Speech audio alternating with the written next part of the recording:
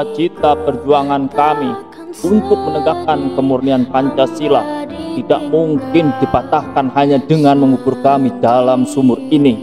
Lubang Buaya, 1 Oktober 1965. Ya, assalamualaikum warahmatullahi wabarakatuh. Jumpa lagi di channel Kafma Corp.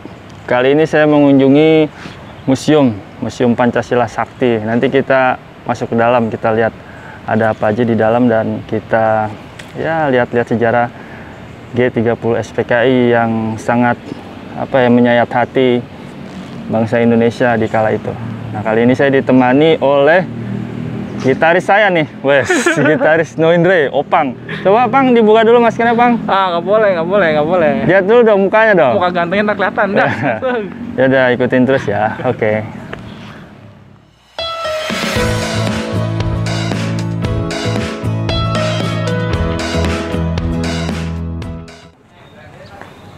Nah, kita masuk di pintu gerbangnya. Sini sudah di dalam ya. Setelah tadi kita lewatin di depan pintu masuk. Nah, ini ada pintu masuk kedua. Itu ada petunjuknya. Ada sumur maut, 3 rumah bersejarah, truk PN Artayasa, mobil dinas Menpangat, mobil dinas Pangkostrat. Capcus. Wah, ada Opang lagi. Jadi kita liputan bareng di sini. Jadi biar tahu lah sejarah anak-anak penerus bangsa, biar tahu sejarah bangsa Indonesia.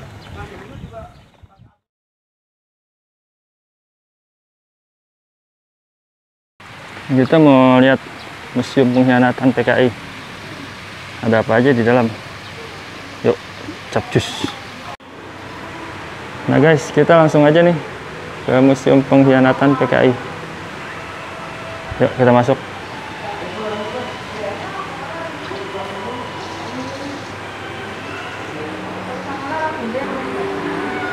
Nah, museum ini diresmikan oleh Presiden Republik Indonesia yang kedua, Bapak Muhammad Soeharto. Nah, kita langsung masuk aja. Di pintu masuknya kita langsung disuguhi foto.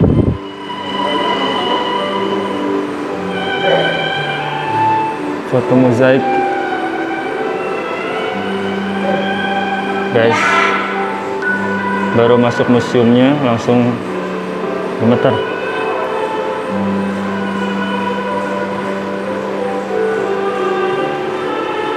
Ini foto-foto mozaik ini merupakan penggalian dan pengangkatan jenazah korban keganasan pemberontakan G30 SPKI di Lubang Buaya, Jakarta Timur, tahun 1965.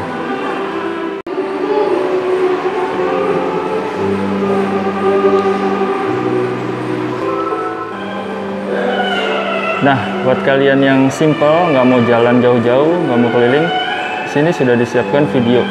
Jadi kalian tinggal duduk manis, lihat videonya. Jadi kalian nggak usah muter-muter museum.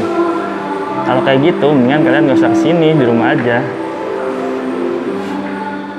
Nah, di museum ini banyak ditampilkan diorama-diorama, aksi-aksi peristiwa runtutan sampai puncaknya G30 SPKI.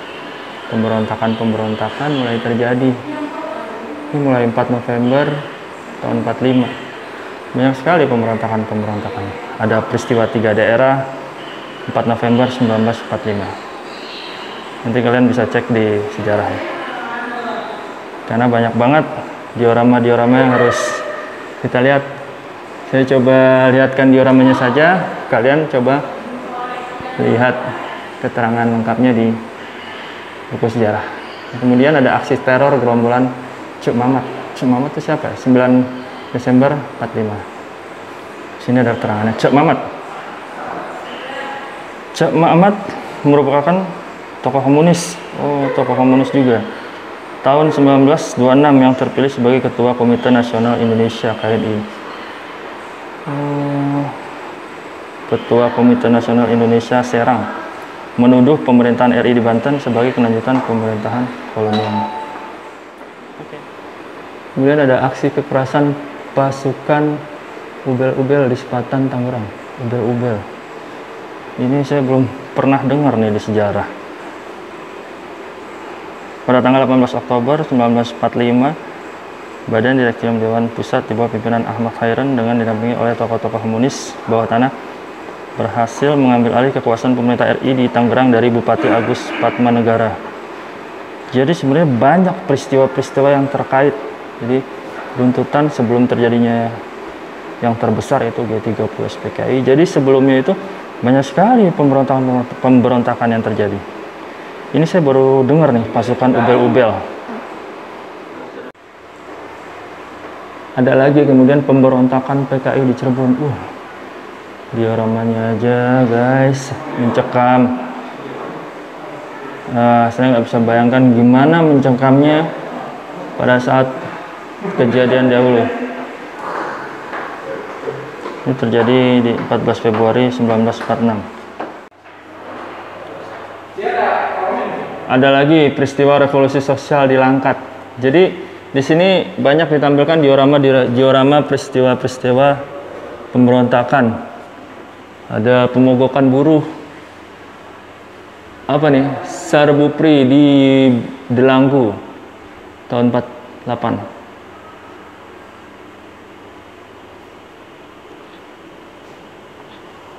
Pengacauan Surakarta. Banyak banget ini pemberontakan.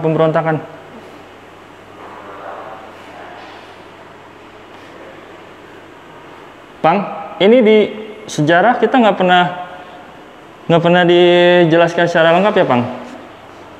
Hanya beberapa aja. Kayak tadi tuh pemberontakan ubel-ubel. Lu pernah dengar gak ubel-ubel? Iya kan? Jadi sebenarnya itu banyak pemberontakan.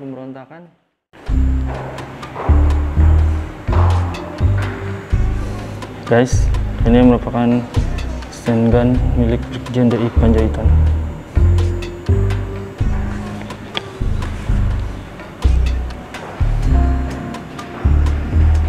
Yang ini pistol FN46, hasil rampasan dari gerombolan SA Sofyan.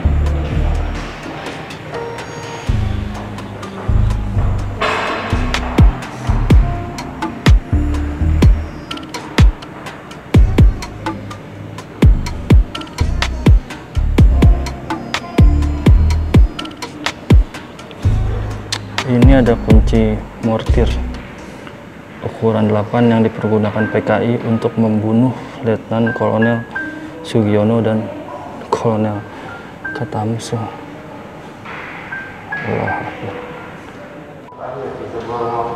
Senjata Get Me, jenis senjata yang dimiliki SA Sofyan.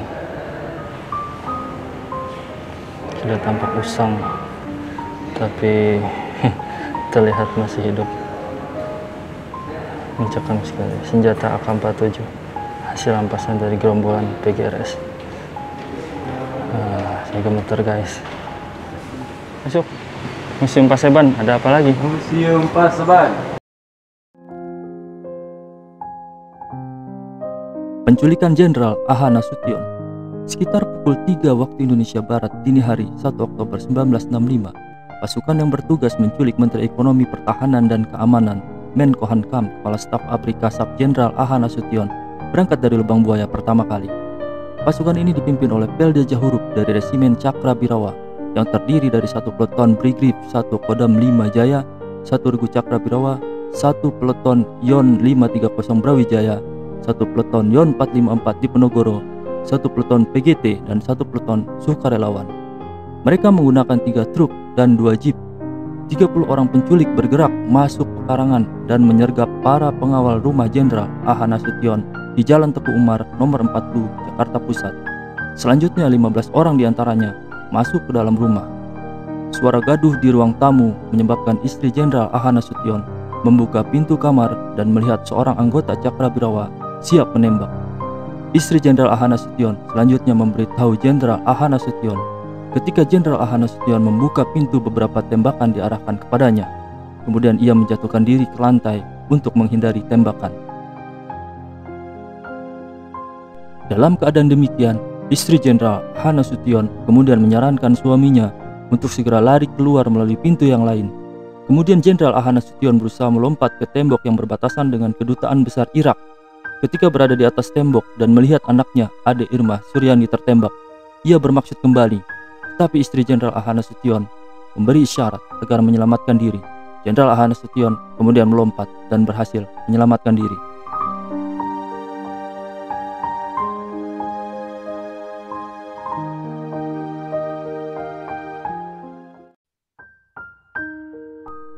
Penculikan Letnan Jenderal Ahmad Yani.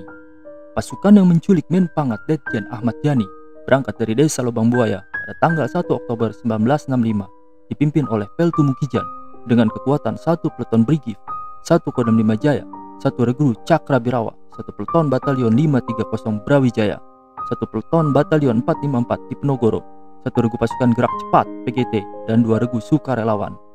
Mereka berangkat dengan menggunakan 2 buah truk dan 2 buah bus. Setibanya di kediaman Letjen Ahmad Yani di Jalan Lembang D58 Jakarta, Peltu Mukijan yang didampingi Sersan Raswat serta beberapa anggota Cakrabirawa segera melucuti regu pengawal yang tidak curiga dengan kedatangan pasukan penculik. Mereka kemudian mengetuk pintu yang dibukakan oleh putra Letjen Ahmad Yani yang bernama Edi. Pimpinan pasukan penculik kemudian menyuruh Edi untuk membangunkan ayahnya. Letjen Ahmad Yani masih mengenakan piyama biru kemudian menemui para penculik. Sersan Raswat mengatakan bahwa Letjen Ahmad Yani diperintahkan segera menghadap Presiden. Letjen Ahmad Yani menyanggupinya dan akan mandi terlebih dahulu. Saat membalikan tubuhnya, salah seorang penculik mengatakan tidak perlu, sehingga menimbulkan kemarahan Letjen Ahmad Yani yang langsung menampar Prakadokrin dan kembali ke dalam rumah dan menutup pintu. Saat itulah Sersan Raswat memerintahkan Kopda Gijadi yang berdiri di samping Prakadokrin untuk menembak Letjen Ahmad Yani dengan senapan Thompson hingga tewas. Jenazah Letjen Ahmad Yani diseret keluar rumah dan dilemparkan ke dalam salah satu truk, selanjutnya dibawa ke desa Lubang Buaya.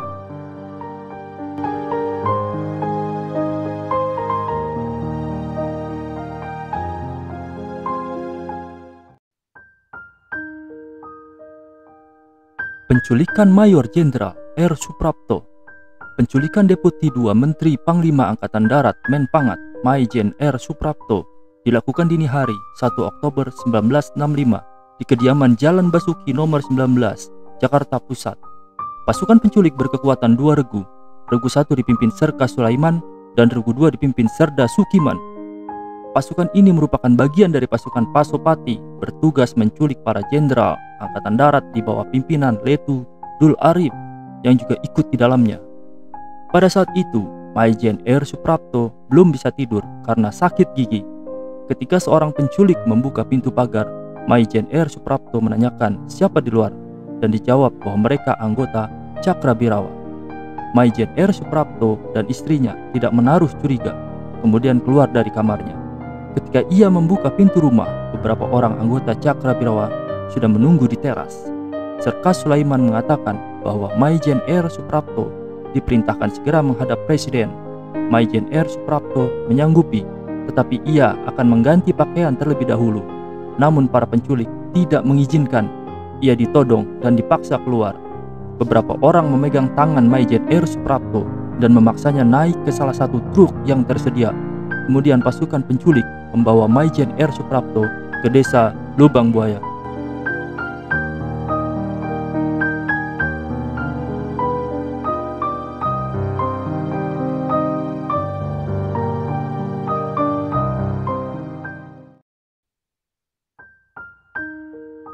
Penculikan Mayor Jenderal M.T. Haryono.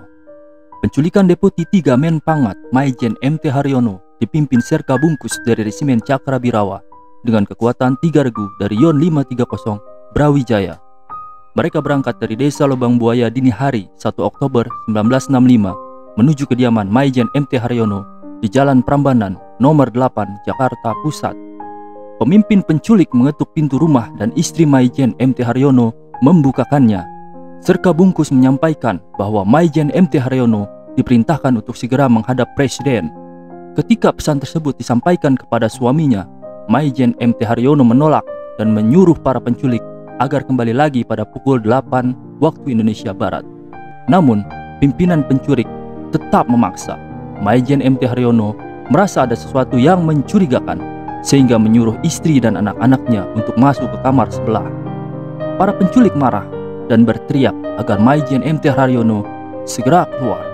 Karena permintaannya tidak dipenuhi, para penculik mendobrak dan menembaki pintu kamar, sehingga pintu terbuka dan kamar dalam keadaan gelap.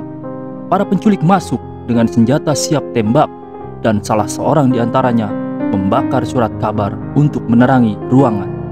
Maijen MT Haryono berusaha merebut senjata dari salah seorang penculik, tetapi gagal. Bahkan ia ditikam dengan sangkur oleh penculik lainnya. Tembakan serka bungkus menyebabkan Maijen MT Haryono tewas. Selanjutnya jenazah diseret keluar dan dilemparkan ke atas truk untuk dibawa ke desa Lubang Buaya.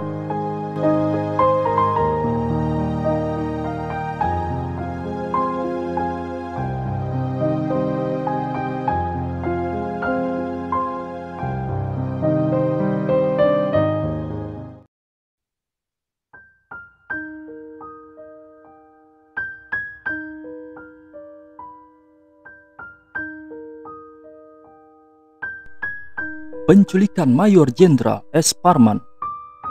Pasukan penculik pimpinan Serma Satar yang terdiri atas 1 Regu Cakrabirawa dan 1 Regu Yon 530 Brawijaya memasuki pekarangan rumah asisten 1 Men Pangat Maijen S. Parman di Jalan Serang nomor 32, Jakarta Pusat dengan melompati pagar pada dini hari 1 Oktober 1965. Ketika mendengar suara gaduh di luar, Maijen S. Parman terbangun karena mengira ada pencurian di rumah tetangga, kemudian membangunkan istrinya. Maijen S. Parman yang masih mengenakan pakaian tidur membuka pintu dan merasa heran melihat banyak anggota Cakrabirawa berada di halaman rumahnya. Pemimpin penculik menyampaikan bahwa Maijen S. Parman diperintahkan segera menghadap presiden karena keadaan negara sedang genting. Maijen S. Parman menyanggupi lalu menuju ke kamar untuk berganti pakaian dinas yang diikuti para penculik dengan sangkur terhunus. Melihat tingkah laku yang tidak wajar, istri Maijen S. Parman curiga dan menanyakan surat perintah mereka. Maijen S. Parman berpesan kepada istrinya agar melaporkan kepada Letjen Ahmad Yani. Namun ketika istri Maijen S. Parman akan menelpon, salah seorang penculik mendahulinya dengan mengambil pesawat telepon secara paksa hingga kabelnya putus. Akhirnya pasukan penculik memaksa Maijen S. Parman masuk ke kendaraan untuk dibawa ke desa Lubang Buaya.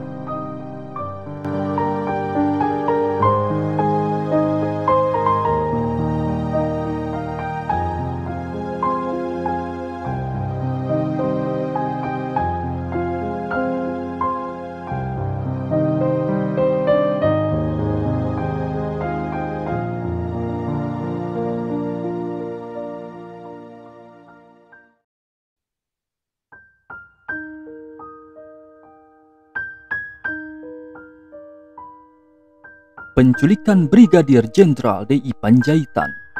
Dini hari 1 Oktober 1965, kediaman asisten 4 Men Pangat Brigjen D.I. Panjaitan di Jalan Sultan Hasanuddin nomor 52 Blok M, Kebayoran Baru, Jakarta didatangi oleh pasukan penculik yang terdiri dari 1 Regu Kesatuan Brigif 1 Kodam 5 Jaya dan 1 Regu Yon 454 di Penogoro di bawah pimpinan Serma Sukarjo. Para penculik mengepung dan membuka pintu pavilion secara paksa dengan tembakan. Mereka masuk dan mengancam anggota keluarga serta menembak ke segala arah, sehingga mengakibatkan salah seorang anggota keluarga tewas dan perabotan dalam rumah hancur. Para penculik memerintahkan Brigjen D.I. Panjaitan segera turun dan menghadap presiden. Di bawah todongan senjata para penculik, Brigjen D.I. Panjaitan berjalan keluar rumah mengenakan seragam lengkap dihiasi tanda jasanya. Dalam kondisi yang mencekam, ia menyempatkan diri untuk berdoa karena mendapat perlakuan kasar dan penghinaan. Secara tiba-tiba Brigjen D.I. Panjaitan mencabut pistol, mencoba untuk menembak. Namun Brigjen D.I. Panjaitan lebih dahulu ditembak kepalanya hingga tewas. Merasa belum puas, pasukan penculik masih menembaki tubuh Brigjen D.I. Panjaitan. Jenazahnya diseret dan dilemparkan ke atas truk, selanjutnya dibawa ke desa Lubang Buaya.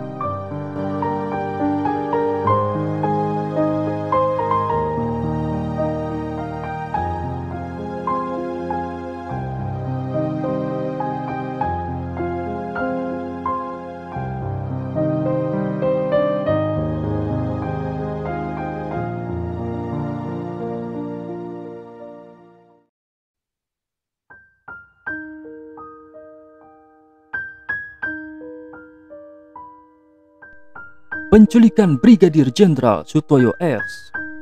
Pada 1 Oktober 1965 dini hari, pasukan penculik Auditor Jenderal Militer Inspektur Kehakiman AD Brigjen Sutoyo S berangkat dari Desa Lubang Buaya berkekuatan 1 peleton resimen Cakrabirawa dipimpin Serma Surono.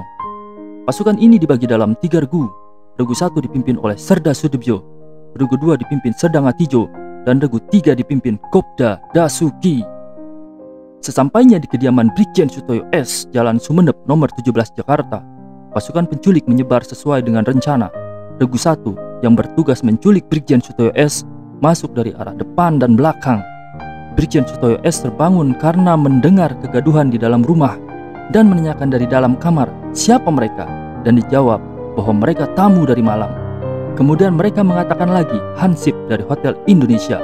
Selanjutnya para penculik menggedor pintu kamar tidur dan mendesak dengan keras agar pintu dibuka. Ketika Brigjen Sutoyo S membuka pintu, 2 orang penculik, Serda Sudibyo dan Pratu Sumardi, masuk dan menyampaikan perintah untuk segera menghadap Presiden. Kedua penculik bersenjata tersebut segera mengapit Brigjen Sutoyo S dan membawanya keluar untuk dinaikkan ke kendaraan. Selanjutnya dibawa ke Desa Lubang Buaya.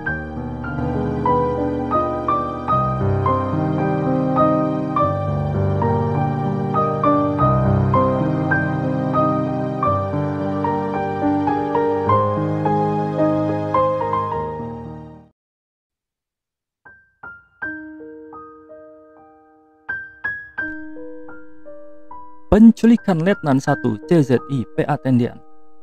Ketika mendengar suara letusan senjata di kediaman Menko Hankam Kasab Jenderal A.H. Nasution pada 1 Oktober 1965 dini hari, Letu CZI PA Tendian Ajudan Jenderal A.H. Nasution terbangun. Dengan memakai celana hijau dan jaket coklat serta bersenjata garan, Letu CZI PA Tendian keluar dari pavilion untuk memeriksa keadaan. Sesampainya di halaman, ia langsung disergap dan dilucuti senjatanya oleh pasukan penculik karena dikira Jenderal A.H. Nasution. Ketika ditanyakan kepada para penjaga yang sudah dilucuti tentang kebenaran Jenderal A.H. Nasution, tidak ada yang memberi jawaban. Pemimpin pasukan penculik Jenderal A.H. Nasution, Pelda Jahurup, setelah melihat Letu CZI PA Tendian, sangat yakin bahwa yang ditangkap adalah Jenderal A.H. Nasution. Selanjutnya, ia meniup peluit tanda berkumpul. Setelah itu, Letu CZI PA Tendian digiring dengan tangan terikat ke belakang dan didorong dengan laras senapan dalam kendaraan untuk dibawa ke Desa Lubang Buaya.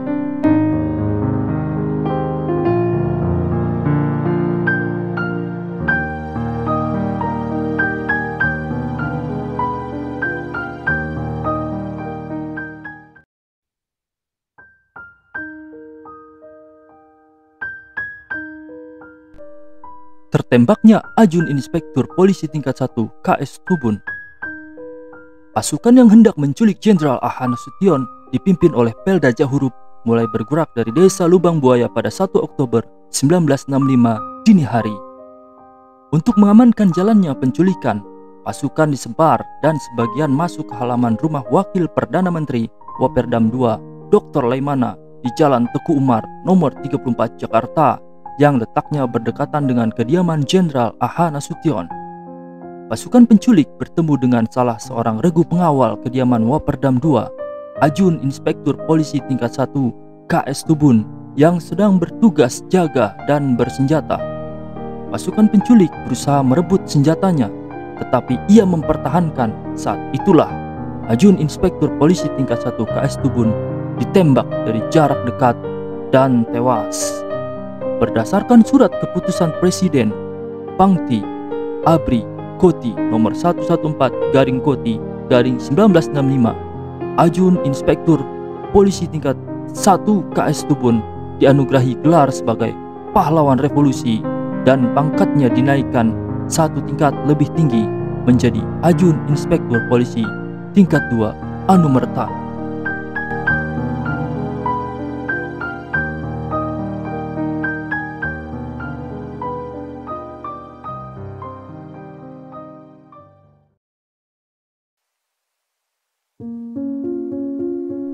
Tertembaknya Ade Irma Suryani Nasution. Pada 1 Oktober 1965 dini hari, ibu dan adik perempuan Jenderal A.H. Nasution, Mardiah, mendengar suara tembakan di dalam rumah, lalu masuk ke kamar tidur Jenderal A.H. Nasution melalui pintu kamar sebelah. Di dalam kamar, Mardiah mengambil dan menggendong Ade Irma Suryani Nasution untuk diselamatkan ke kamar sebelah. Karena situasi panik, Mardiah membuka pintu utama kamar. Setelah pintu dibuka, salah satu anggota Cakrabirawa menembak beberapa kali dan 3 peluru diantaranya mengenai Ade Irma Suryani. Istri Jenderal A.H. Nasution kemudian mengambil anaknya yang berlumuran darah dari gendongan Mardiah. Luka di perut dan paha Ade Irma Suryani ternyata terus mengeluarkan darah. Dalam keadaan masih menggendong Ade Irma Suryani, istri Jenderal A.H. Nasution bermaksud menelpon Pangdam 5 Jaya, Maijen Umar Wirahadikusuma, namun kabel telepon telah diputus. Selanjutnya, istri Jenderal A.H. Nasution membawa Ade Irma Suryani ke RSPAD dan dirawat selama 6 hari. Pada 6 Oktober 1965, pukul 21, Ade Irma Suryani meninggal dunia. Keesokan harinya, ia dimakamkan di TPU Blok P Kebayoran Baru, Jakarta dengan upacara militer yang dipimpin oleh Pangdam 5 Jaya, Maijen Umar Wirahadikusuma.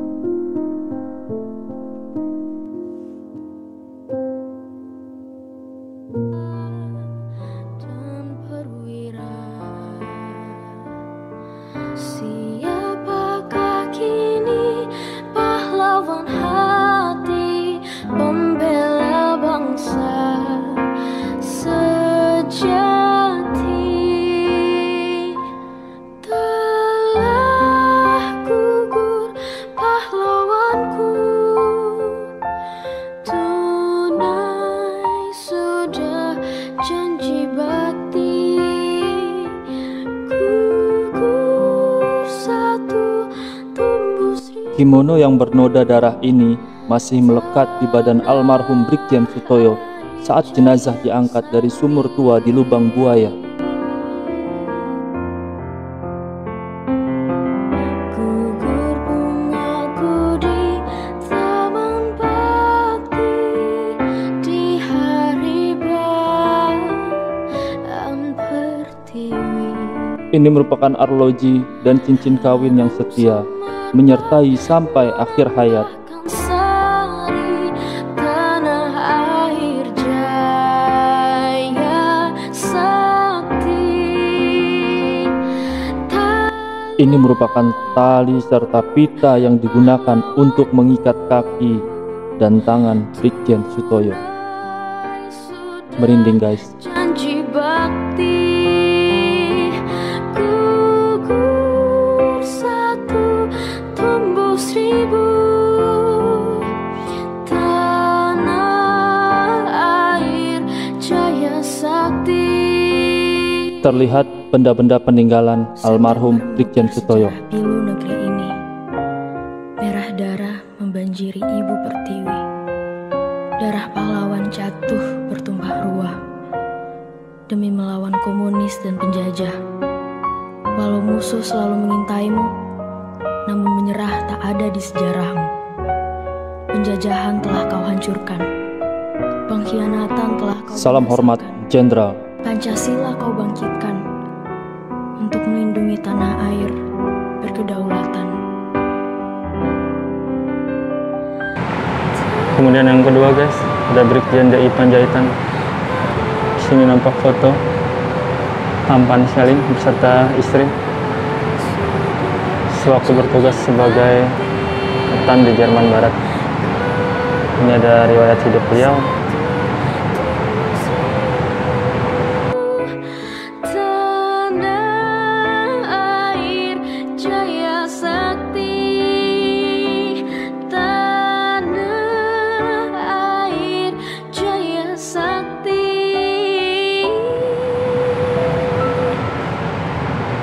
Ini merupakan noda darah yang masih melekat di celana tidur, merupakan bukti tindak kejahatan G30 SPKI. Ini merupakan celana tidur dari Brigjen DI Panjaitan.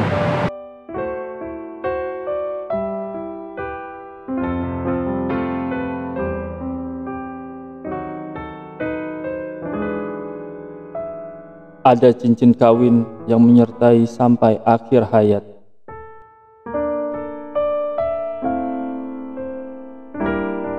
Ada peluru yang telah gepeng ditemukan di teras rumah almarhum.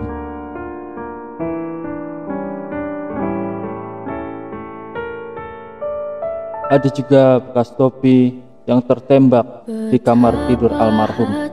Di situ nampak terlihat topi tersebut berlubang akibat hempasan peluru.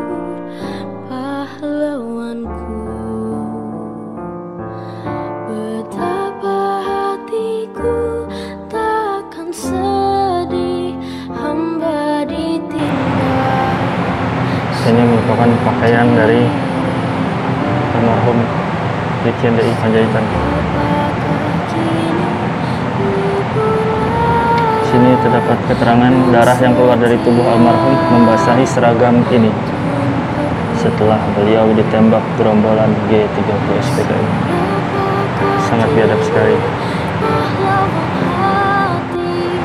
Berikutnya guys, peninggalan barang-barang bersejarah Maijen S. Parman, asisten 1 Menpangat. Ini juga ada foto-foto terakhir ketika beliau ditemukan.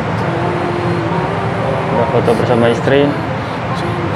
Di sini adalah peninggalan-peninggalannya pada saat pembantaian.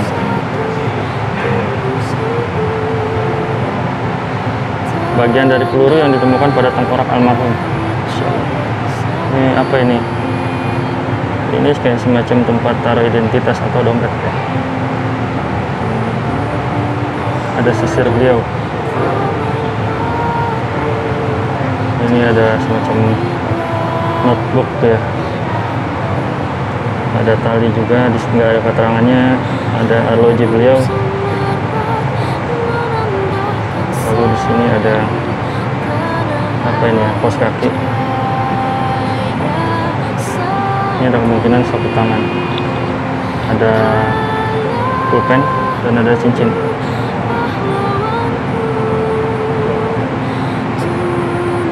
Salam hormat jenderal.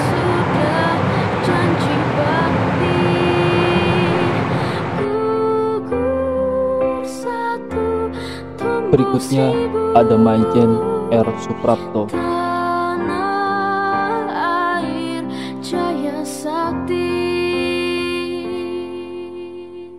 Noda darah yang masih menempel pada kemeja dan sarung milik Jenderal Suprapto ini menjadi bukti keganasan G30 SPKI demi melawan komunis dan penjajah.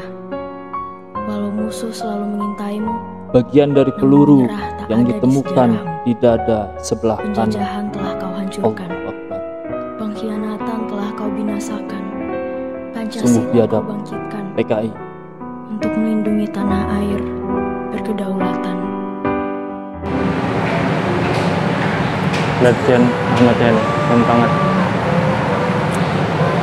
Ya, di sana nampak foto istri dan Pak Jenderal. Posisi terakhirnya Letjen Ahmad Yani, Menpangat. Kita lihat peninggalannya.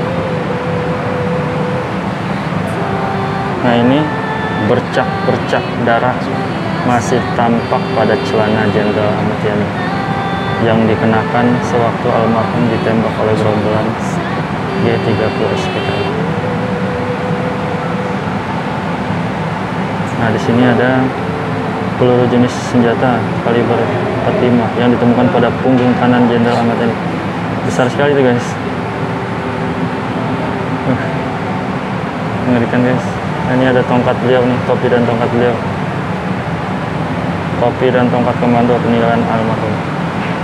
Oh, keren. Insyaallah.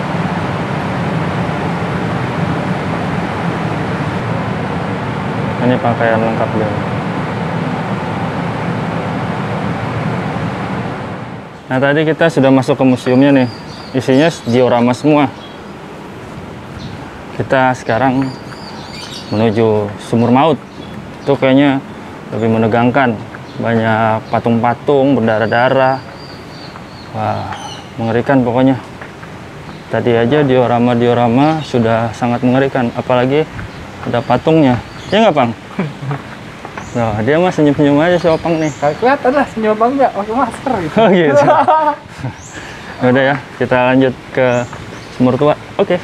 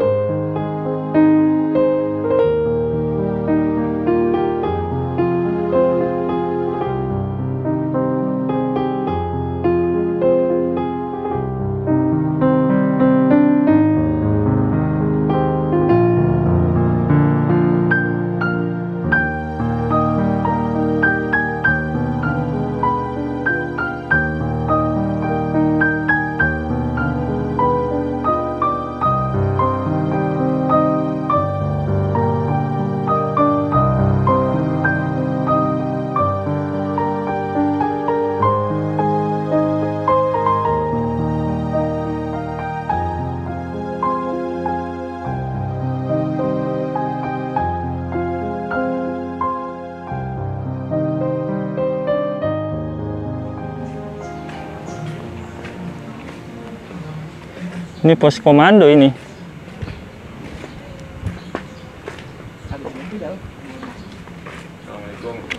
Oh, ini boleh masuk kalau ini nih. Pos komando pada tanggal 1 Oktober 1965, rumah ini digunakan sebagai pos komando bagi pasukan G13 PKI yang bertugas menculik para pahlawan revolusi. Kita coba masuk ya.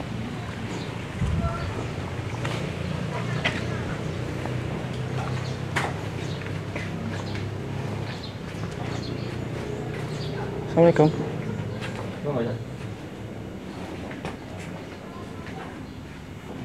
Ini kayak semacam dipan ya.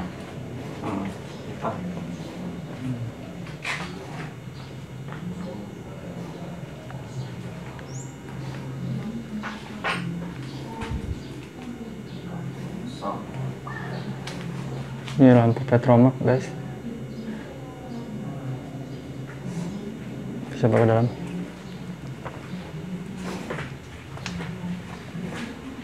Wah, ini kayak ini perabot zaman dulu nih. Jati kayaknya.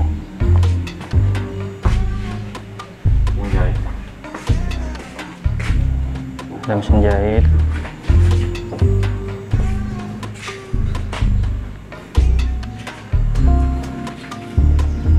Ada keterangannya di sini. Koleksi ini merupakan bukti sejarah dari peristiwa sebelum dan sesudah G13 PKI. Ada meja, kursi, lemari, tempat tidur, mesin jahit, buket, kamar depan. Ada replika lampu petromak, sempayan lampu tempel, balai. Ini ada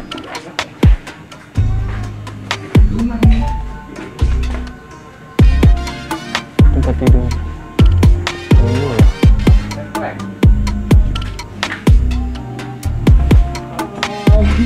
Ini kayaknya meja makan deh. Bener gak sih meja makan ya? Iya.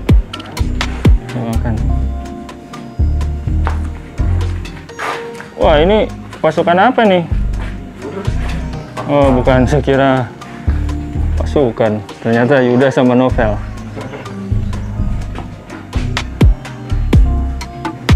Ada gentong.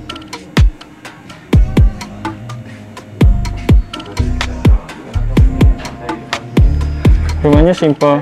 Ini bukan rumah sih, pos komando tadi kita lihat. Pos komando.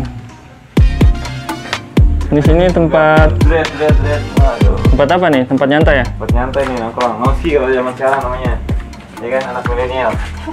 Ini pos komando kok tempat nongkrong milenial. Buat nongkrong. Pos satpam, security, kan nongkrong gitu ya. Pos komando nih. Urusannya senjata ini kalau pos-pos komando.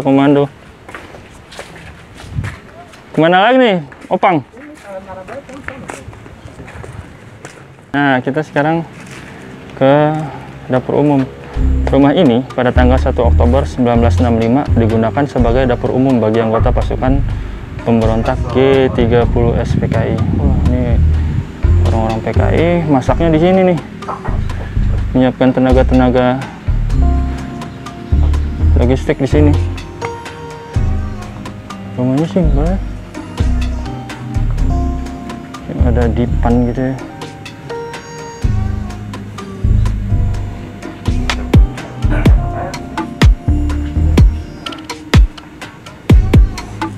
Ini ada kursi dan meja, sekalian akses ke samping kanan, samping kiri.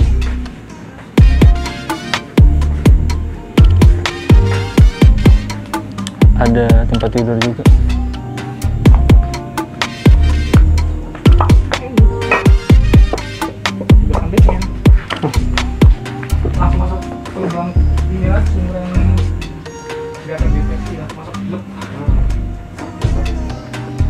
Oh, ini apa nih, penggorengan?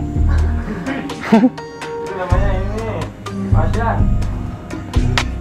Jadi karena pasukannya banyak nih, jadi penggorengannya besar sekali nih. Bisa masuk 5 ayam, 10 ayam bisa nih.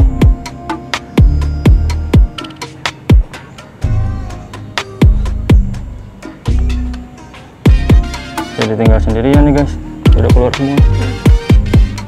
Inilah sisa genteng asli dari ketiga rumah ini. Jadi sebenarnya rumah ini asli, benar-benar rumah peninggalan asli, dapur umum. Tapi karena usia rusak ya, dan ini dibenerin lagi. Ini keluar nih.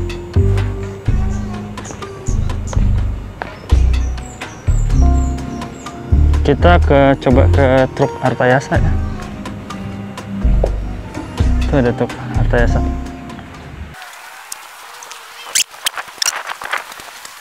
Itu kita ya, Bu. Spesifiknya gitu doang ya. Jadi truk Artayasa ini merupakan mobil truk Dodge tahun 1961. Replika kendaraan jemputan PN Artayasa, sekarang divisi cetak uang logam Perum Peruri, yang dirampas oleh pemberontakan G30 SPKI di sekitar Jalan Iskandar Shah. Wah, Iskandar Shah nih kantor kantor gue ini, daerah Blok M, Kebayoran Baru, Jakarta Selatan. Oh, dari dulu di situ memang Peruri tempatnya ya, nggak pernah berubah dari zaman dulu. Tempat cetak uang, tempat cetak jodoh di mana? Ada di hadiah. Oh, nih Yuda temen saya nih lagi nyari jodoh. Jangan lupa DM apa? Komen. Namanya Mas Yuda. Kurnia Yuda. Mas Opang juga mau dipromoin. Ya, kalau yang mau kenal, please kirim aja komen ya. Jangan lupa channel YouTube Apa? Novel Aliana, Radio Soak. Aliana. Channelnya tuh, channel Gado-Gado. Jangan Radio. lupa add Instagram saya di Kurnia Yuda 09 ya. Iya. Bikin YouTube dong. Radio Soak tuh apaan sih, Pang? Itu tempat ngobrol yang gak jelas gitu lah. Kayak lo nggak jelas gitu maksudnya. Tapi bermanfaat. Oh gitu. Menghibur, iya. Oh, menghibur. Intinya kita harus menghibur. Kan di masa pandemi ini harus menghibur supaya imun kita meningkat. Jangan lupa juga minum vitamin C, itu kurang juga itu kalau vitamin C ya kan. Ya, kalau kita stres mikirin pandemik, wah kita malah nanti cepet kena. Mendingan ketawa-ketawa aja. Ya nggak, Bang? Ya biar imunnya kuat tuh kan. Dia jadi ini kan grogi, kita videoin dia grogi. Kayak gini grogi, bro. Payah. Kok malah nyalain ininya? Sticknya. Gue nemu ini.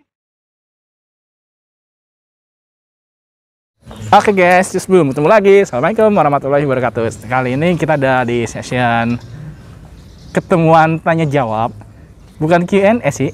Q&A atau apa nih? Oh ya, Boleh kenalin. Q&A boleh. Oke, kenalin dulu ya. Nah, di sini ada samping gue ada temen gue, vokalis ya dari mana? Dari mana? Dari mana? Hah? Jadi dulu kita satu band ya. Satu band nih vokalis. Ini ex gitaris ya, Noindre. Kalau kalian mau lihat di channel YouTube-nya ada tuh apa namanya? Masih ada Noindre official ya? Noindre official. Noindre official. Jadi ada lagu-lagu beberapa lagu kita. Terus juga ada di mana? Di Reverb Nation ya. Reverb Nation boleh download juga tuh boleh. Nah, reverbnation.com/noindre. Kalau kalian mau lihat-lihat lagu kita, dengerin reverbnation.com/noindreband. Oke? Jangan lupa. Nah, karena kita lagi ketemuan nih, pas banget nih ketemuan, ada momen kemarin gua ada komunikasi sama si Mr. Binga. Janjian mau jalan-jalan. Sebenarnya kita bertiga, ada satu lagi. Nah, satu lagi di situ sebentar, lagi muter-muter. Nah, sekarang kita lagi tadi di mana nih? Monumen Di Museum Pancasila Sakti. Museum Pancasila Sakti ya, Lubang Buaya. Jadi kita lagi sini lagi ketemuan. Sekarang jalan-jalan aja gitu. Kita pakai masker nih soalnya masih masa pandemi, ya enggak? Ya kan lagi masa pandemi corona, jadi mau harus pakai masker. Terus juga jangan lupa siapin si hand sanitizer. Biar kenapa tuh? Gue pikir ya biar bersih lah. Gue pikir tadi ketemu sini mau diajak buat bikin lagu lagi atau ngeband. Nggak, tapi bukan bikin lagu, bukan ngeband lagi. Kita lagi jalan-jalan dulu. Ntar mungkin next time mungkin ada iseng-iseng lah di Noindre Project ya. Iya. Noindre Project. Tunggu aja kejutannya. Nah, jadi gimana nih Bang Luffy? Ya, Mr. Bing. Gimana nih jadi nih? Ya, kita lagi berada tepat di bawah patung 7 Jenderal nih. Ini sangat momental. 7 ya? Sangat momensial banget ya. Iya, monumen. Negara ada di bawah patung Garuda. Ya, patung Garuda sebagai lambang Pancasila. Situ ada 5 lambang, ya kan? Nah, jadi kayak ginilah keadaannya. Nih hari lagi lumayan sepi banget, ya kan? Dengar kan suara burung tuh? Ya kan? Lagi sepi-sepi banget. Nggak begitu-begitu rame. Asik lah pokoknya sini suasananya. By the way, sini juga rekomen banget kalau kalian mau berkunjung dalam wisata sejarah. Gitu. Hah? Menurut lo, Nah?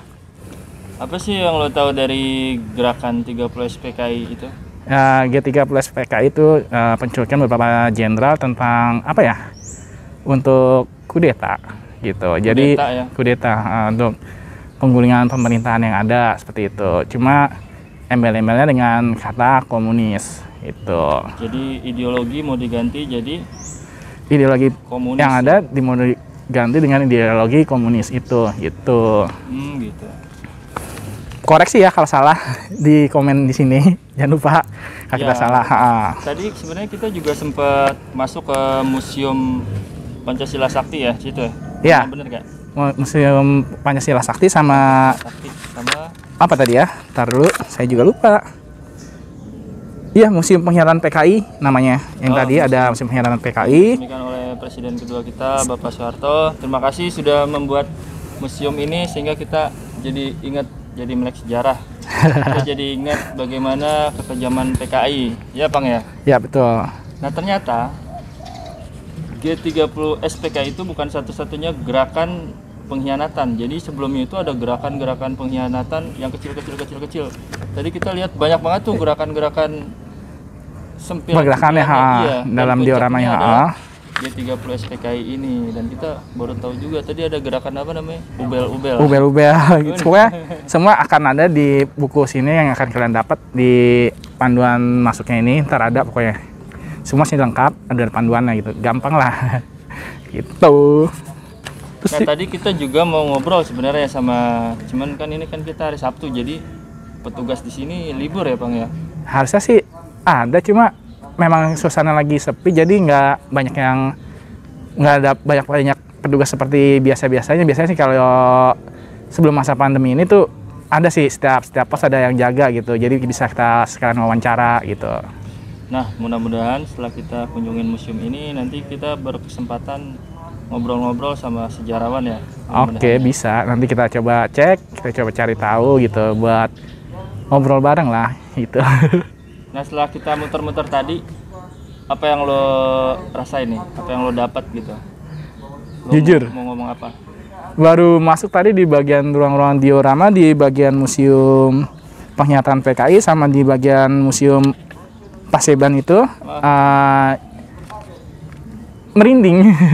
Iya benar. Bener-bener merinding ngeliat ya, karena diorama itu bener-bener ada patung-patung yang ada berkas bercak-bercak darah ada, terus bekas-bekas pakaian para korban keganasan PKI itu gitu.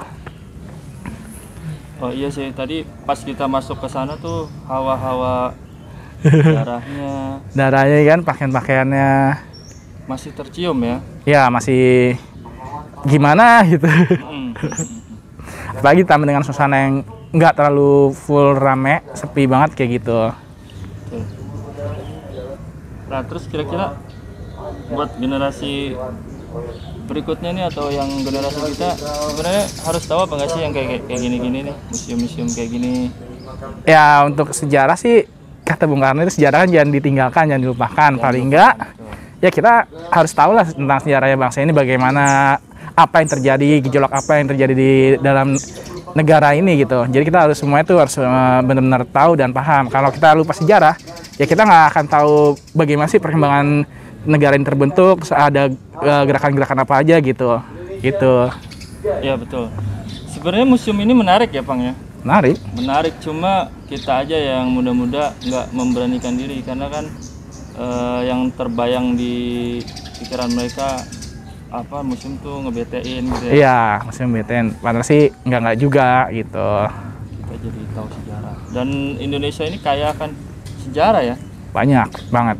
Apalagi dengan luas wilayah yang dari Sabang sampai Merauke pada masa itu kan sudah ada Latin masa kemerdekaan kan, 30 SPK ini, ya kan?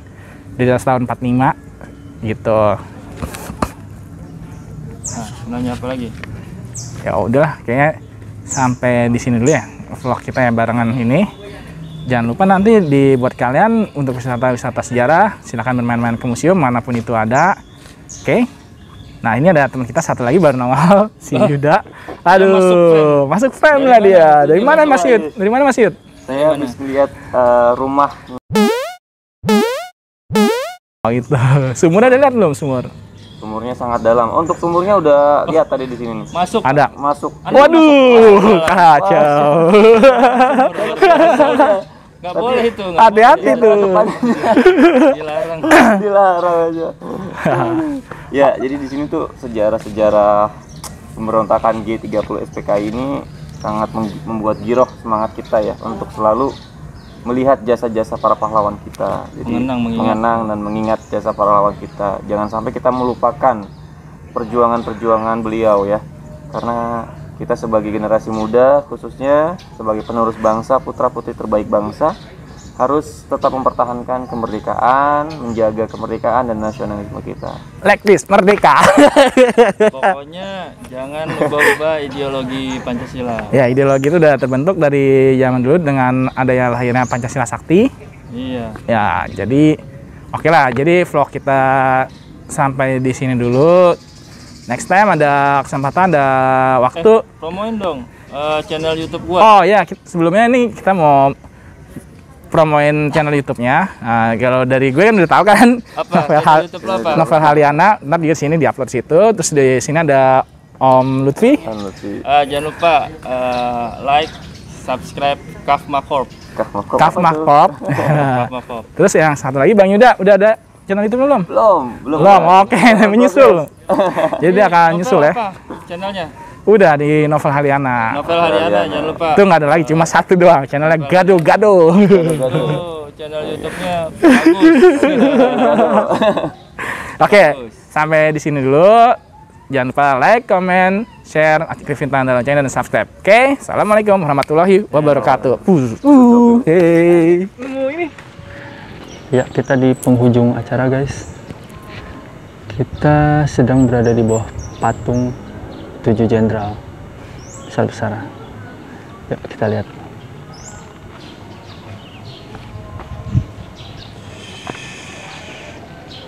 Nah, di belakang saya ini ada 7 patung jenderal. Besar sekali. Oke. Demikian liputan kita di Museum Lubang Buaya.